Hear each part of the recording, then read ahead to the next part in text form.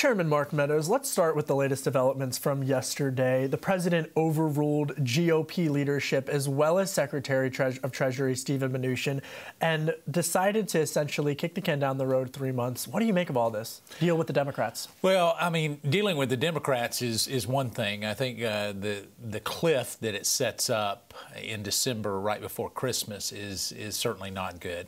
But it does show, and you always look for a silver lining, and that's one of the things that I'm looking for is in this particular thing, it shows that the president is myopically focused on tax reform. I mean, that's what the administration is saying. That's, you know, in my conversations with a number of officials, said we have to make sure that tax reform happens. This clears the playing field, so to speak, for the next 3 months. And so we have 90 days to execute. But a lot of folks in your party feel blindsided by this deal with the Democrats. They feel caught off guard. They don't know what to make of it. I mean, were you blindsided? Is this a breach of trust on behalf of the White House? Well, no, I don't know that it's a breach of trust. I think what we have is certainly were people blindsided. Yes. Was I surprised? Without a doubt. Were you let down? You know, I don't know that let down is that. You look at, there's two things. You got to make sure that the debt ceiling gets increased, and you got to make sure that tax reform happens. And so when you see that, it's not as much being let down as is where do you go from here? And I think for many of us, there was not a conservative solution out there. You know, and so people want to criticize the Trump administration for making this call. We were talking about a clean debt ceiling, you know, months ago. You and I talked about that months ago. And so as we look at this, if there's not a conservative alternative, why should you get surprised? I want to talk about policy. I want to talk about tax reform. But I got to be frank here. There's a Republican-controlled White House, a Republican-controlled Congress. Right. What do you say to conservatives who are feeling let down by this and scratching their head this morning that a deal was made with the Democratic leadership? Well, I mean, obviously, I've had those calls starting yesterday when the news was announced around 2 o'clock Eastern time. And so as we look at that, those calls, this is, you know, what was the president thinking? And yes, the outcry from the grassroots is undeniably disappointing. That being said, it's incumbent upon us. In fact, today we're getting conservatives to work with administration officials to see what do we do for a conservative win going forward. You know, I've said for a long time there was never going to be a clean debt ceiling. Yep. You know, when Secretary Mnuchin came out, it's either going to be one that has a Democrat fingerprint on it or a Republican fingerprint on it. Obviously, this one is a Democrat fingerprint, and yet here's what we have. This is a Democrat fingerprint. It is. I mean, without a doubt, even though the president is signing it in. I mean, if Chuck Schumer and Nancy Pelosi negotiated the deal, I don't see that as having anything more than a Democrat fingerprint on it. But we shouldn't be surprised. I mean, Director Mick Mulvaney put forth... Your former colleague. My former colleague put forth a letter to our leadership saying we need to deal with Hurricane Harvey, we need to deal with the CR, and we need to deal with the debt ceiling. Well, yesterday they did all of those things, just not in the way that many of us have thought would happen. I think there are a lot of people outside of Washington who just want the government to pay its bills. Sure. They want the government open, and really they want folks down in Texas, down in Louisiana to make sure that they get relief. And all of those things happened yesterday. Now, the manner in which you go about that is certainly you can do it in a conservative way, or you can do it in a way that, quite frankly, sets it up as a very poor negotiating position for the president and this administration in December. Can you imagine all those things coming due in December, right before Christmas? There is no way that the president will be negotiating from a position of strength in December. And so, you know, we've been, the Freedom Caucus has suggested that we should have done the debt ceiling back in July. We took an official position on that. We also suggested that we do a 4-month CR to get us to January 15th. You know, I've been around Washington, D.C. Longer than me. Long enough to know that nothing good ever happens in December in Washington, D.C., other than the lighting of the Christmas tree, which actually happens in November.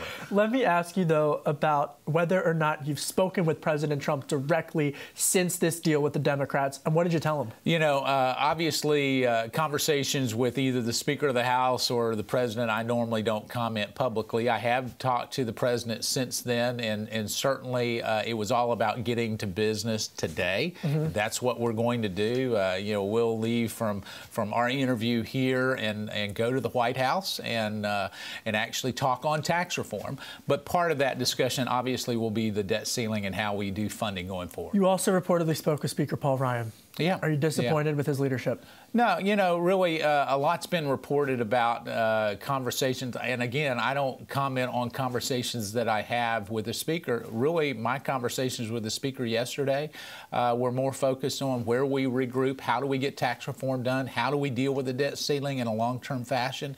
And I think he's all hands on deck as members of the Freedom Caucus are. Axios reporting off of a tax plan that you guys are set to unveil. We talked about your priorities several weeks ago. Right. It looks like you guys are going to be calling for abandoning revenue neutrality.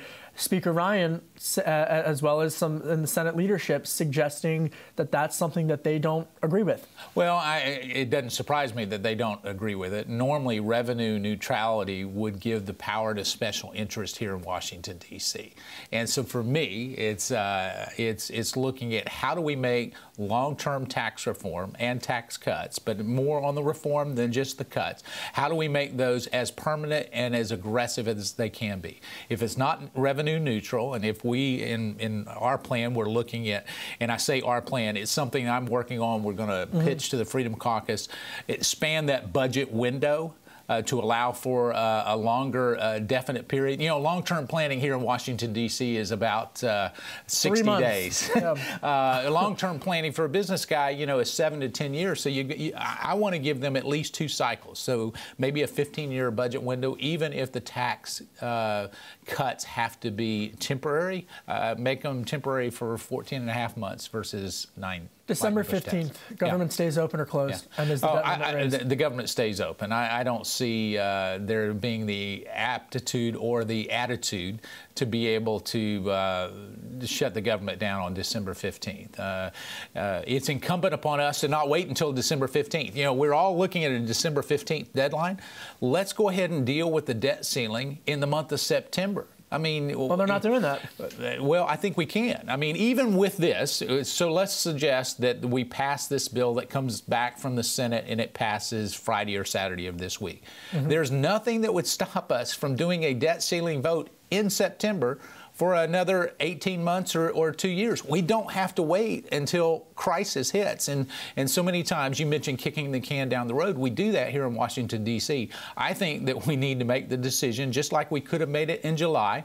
Let's make it in September in anticipation of a new deadline that comes on December 15th. Still holding out hope for raising the roof ahead of December. Quickly, in the last 30 seconds or so that we have left, DACA, a lot of controversy surrounding this.